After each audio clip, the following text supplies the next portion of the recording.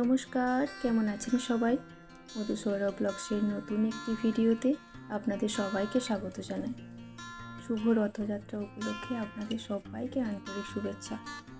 মাঝে মধ্যেই আমাদের কোথাও একটা বেড়াতে যাওয়ার ইচ্ছে হলে চলে যাই জয়পুর বনলতা রিসর্টে। আমাদের বাড়ি থেকে মাত্র 30 মিনিটের রাস্তা।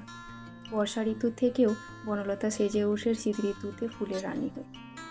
আর তখন এত মানুষের ভিড় জমে, হঠাৎ কেউ যদি দেখে ভাববে হয়তো এখানে মেলা বসেছে। এখনও পর্যন্ত কোনো টিকিটের ব্যবস্থা করেননি এনারা, যে কেউ এসে ঘুরে যেতে পারেন। আর জানেন তো, এখানে কত দূর দূরান্ত থেকে মানুষ বেড়াতে আসে। এমনকি দেশের বাইরে যারা কাজের সূত্রে বিদেশে থাকেন, ওনারাও ছুটি পেলেই মন্দির নগরী বিষ্ণুপুর ঘুরে এসে এই বনলতা রিসর্টে এসে থাকেন। এখানে আবার ঘোড়ার পিঠে চড়তেও পারবেন। ওই যে দেখছেন দূরে দুটো ঘোড়া যাচ্ছে। এখন চারিদিকটায় আগাছা আছে ঠিকই, তবে ওখানে সব কিছু পরিষ্কার পরিচ্ছন্ন করার জন্য অনেক মানুষ কাজ করেন। এখানে কোয়েল পাখি ও তার ডিম থেকে শুরু করে উট পাখি, টার্কি পাখি, করকনাথ বা ব্ল্যাক চিকেন যেটা আমরা বলে থাকি, মাগুর মাছ, খরগোশ, কি নেই এখানে। টার্কি পাখিটার অবস্থা দেখছেন, কেমন টুকুর টুকুর দেখছে আর নিজেকে ময়ূরের মতন ভেবে চারিদিকেই ঘুরে বেড়াচ্ছে। মাছ, মাংস, ডিম, দুধ সমস্ত কিছু এখানে ফ্রেশ। এমনকি এনারা সবজি চাষও করে থাকেন। সেই সবজি নাকি এখানেতে রিসর্টের ব্যবহারও হয় রান্নার ক্ষেত্রে। এই রিসর্টের খাওয়া দাওয়াতে একটা জিনিস সবথেকে যেটা বেশি ভালো লাগে, সেটা হলো কাঁচা শালপাতায় পরিবেশন। আর সমস্ত রান্নাতে গুঁড়ো লঙ্কার ব্যবহার না করে এনারা পুরোটাই নাকি কাঁচা লঙ্কা দিয়ে রান্না করেন।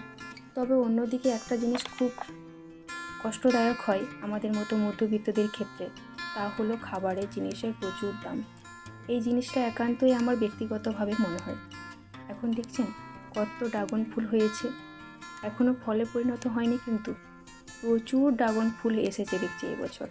তবে এখানটা পুরোটাই ড্রাগন ফলের বাগান, দেখতে কি অসম্ভব সুন্দর লাগছে দেখতে। আর যে কটা কলা গাছ আছে, প্রতিটা গাছেতেই কাঁচা কলা ধরে আছে। চারিদিকময় শুধু এখন এই কলা গাছ লাগানো আছে। আর ওই যে দেখছেন, তখন বলেছিলাম কি সুন্দর লাগছে না ঘোড়ার গাড়িটাকে, আবার ছোট ছোট রং বেরঙের লাইটও লাগানো আছে, কি অপূর্ব সুন্দর লাগছে। ছোট্ট একটা পুকুরে যারা সারাক্ষণ খেলা করছে, এই যে কত মাগুর মাছ। কিছু কিছু মানুষ আবার দেখছি দুটি করে মুড়িও দিচ্ছে, ওরাও বেশ আনন্দ করে খাচ্ছে। জানেন তো, এগুলো হাইব্রিড মাগুর মাছ, এক একটার সাইজ দেখছেন, বাপরে কত বড় বড়। যে দিকটায় মানুষের ভিড় বেশি, সে দিকটাতেই ওরা বেশি করে ভেসে উঠছে। আবার যদি কেউ কিছু খেতে দেয় সেই ভেবে হয়তো। আর ভাবুন, সব কিছু জিনিসকে প্রতিদিন তো যত্নও করতে হয়। অনেক মানুষের হাত না থাকলে এসব একার পক্ষে তা সম্ভব নয়। চলুন, ভিডিওটি তাহলে এখানেই শেষ করছি। সবাই ভালো থাকবেন, সুস্থ থাকবেন, সাবধানে থাকবেন। ভিডিওটি ভালো লেগে থাকলে অবশ্যই লাইক এবং কমেন্টের মাধ্যমে জানাবেন। সবাই ভালো থাকবেন, সুস্থ থাকবেন। আবার দেখা হবে পরের একটি নতুন ভিডিও।